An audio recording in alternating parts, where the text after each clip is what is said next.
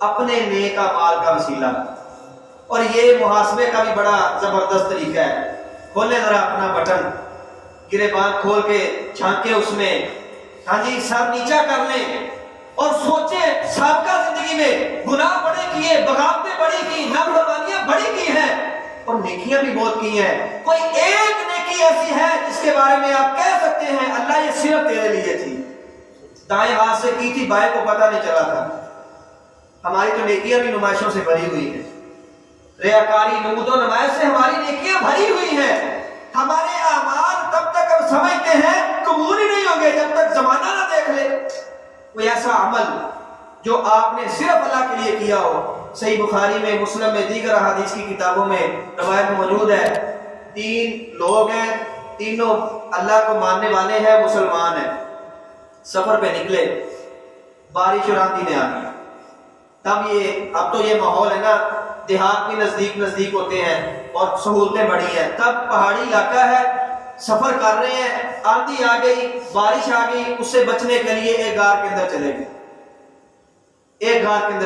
جب غار کے اندر گئے تو غار کا منہ بند ہو گیا. ایک پتھر گرا. اللہ نے آزمائش میں مبتلا کرنا تھا اور ہمیں مسئلہ بھی سمجھانا تھا کہ اتنے وسیلوں میں نہ الجھیں. یہ جو سادہ سمپل سی چیزیں ہم نے دی ہیں نا، آپ کو انہیں کو بنا لیں. اللہ آپ کی دنیا بھی اچھی کر دے گا، اللہ آپ کی آخرت بھی اچھی کر دے گا. اب اندھیرا ہے، ایک دوسرے کو بھی نہیں دیکھ سکتے. آواز کیا دے، منہ ہی بند ہے، کوئی سننے والا ہی نہیں ہے. اس وقت پھر ایک مشورہ دیتا ہے کہ دیکھو اپنی سابقہ زندگی میں کوئی ایک عمل جو ایسا کیا ہو، جو اللہ کے لیے کیا ہو، اور اس کا وسیلہ ڈال کے اللہ سے دعا کریں. میرا یہ ایمان ہے کہ اللہ ایسے اعمال کی قدر کر کے ہمیں نجات ضرور دے. ایک ان میں سے کہتا ہے اللہ اپنی ایک عزیزہ کے ساتھ عشق تھا اور جنون یہ تھا کہ اس کے ساتھ خواہش کو پورا کرنا ہے.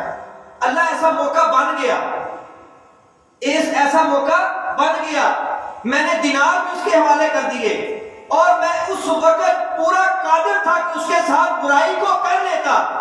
اس نے تیرا نام لیا کہ اللہ سے ڈر جا اور اس مہر کو ناجائز نہ توڑ، اس عمل سے باز آ جا.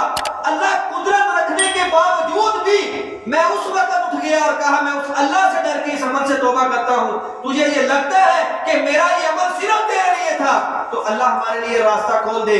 اللہ کے رسول علیہ السلام نے فرمایا پتھر اتنا ہٹ گیا کہ باہر کا ماحول نظر آنا شروع ہو گیا. ایسے اعمال دیکھیں اپنی زندگی میں، کر کے دیکھیں، یا کوئی ایک دو ہی کر لے جو مشکل میں، پریشانی میں، تنگی میں